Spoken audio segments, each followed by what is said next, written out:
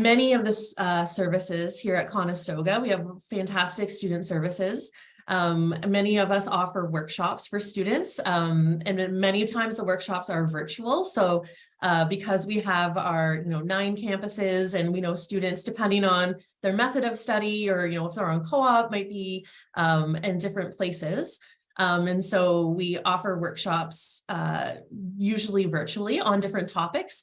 This week, I'm actually excited to share is Career Readiness Week. So we have several workshops that are happening this week. We have a part-time job search workshop that's tomorrow. We had a resume workshop actually happening today, and also an interview skills workshop that's happening tomorrow as well.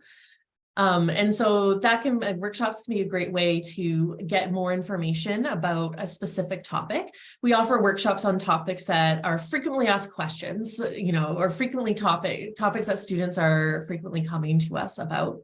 One of our really popular workshops is Resumes That Work. And this workshop teaches about Canadian resumes. That's something we get a lot of questions about from our international students in particular, which makes sense. I think different cultures or different countries have different norms around resumes and what to expect or what to put on a resume.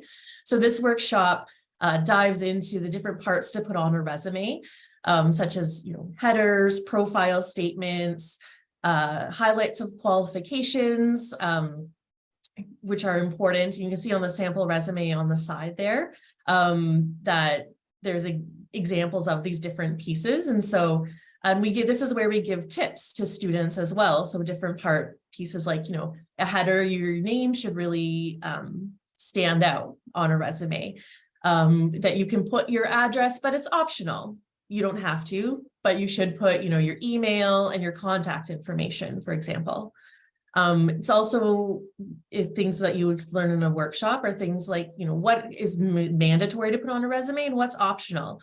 So employers in Canada would expect to see, your education, your employment experience.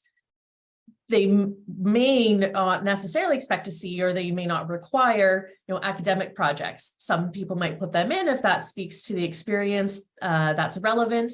For the job you're applying to. Maybe some people wouldn't put that in. Similarly with certifications and associations. If you were studying project management, for example, then you had a project management certification, or you're working towards that and you're applying to project management jobs, you put your certification in. And so those kind of types of tips are the things that in workshops a career advisor would cover, and are also helpful because in the workshop, students can ask questions and they'll get a recording of the workshop as well. So if they ever wanted to go back and be like, oh, what did they say about that? They can find that information. Just a couple of tips as well, because I know a lot of you are interested in some things that you would pick up on a workshop. There's kind of the technical information, such as, what to include in your resume, but also some maybe culturally relevant information. So, some of the tips, such as being consistent with your format, checking for spelling and grammar, are pretty common tips. You thinking of a resume as a professional document. But some things that sometimes catch international students by surprise is, for a Canadian resume, we recommend not using any pictures, graphics, or tables. And there's a couple of reasons behind that. We recommend not using pictures, graphics, tables, particularly because a lot of employers use something called an applicant tracking system.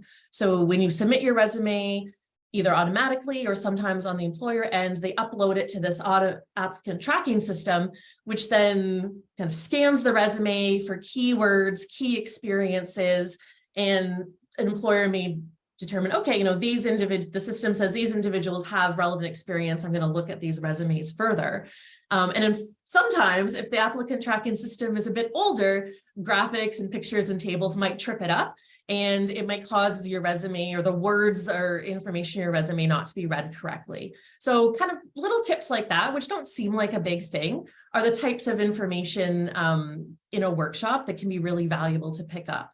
Similarly, we recommend for students not to include personal information in their resumes. So information such as marital status, your parents' jobs, your passport number, your social insurance number, would not be included in a Canadian resume. And there's a few reasons for that. One is privacy. Some of that information, like your passport number, your social insurance number, you wouldn't want to put on a resume just in case the resume, got somewhere where it shouldn't be, and then someone had access to that information who shouldn't have.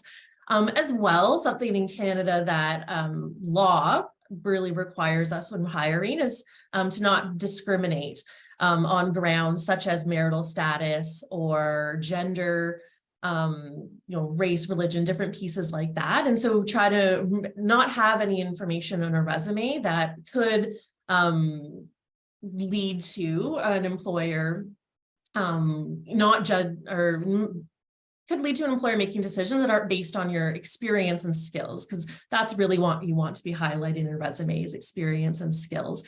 So I just pointed that out. It's something when I'm talking to international students or potential international students, I want to point out because I know that it's very different, and in other countries it's expected. You have to put your, all this information. You have to include a picture, and if you don't, then you're not going to be considered. So I'll also point out just 2 useful tools there. So there was a resume builder, link to resume builder, and a link to resume optimizer. So for those of you who at some point hopefully are coming and joining us at Conestoga, those are tools that are accessible to anyone. They're public facing tools and could be useful in the future.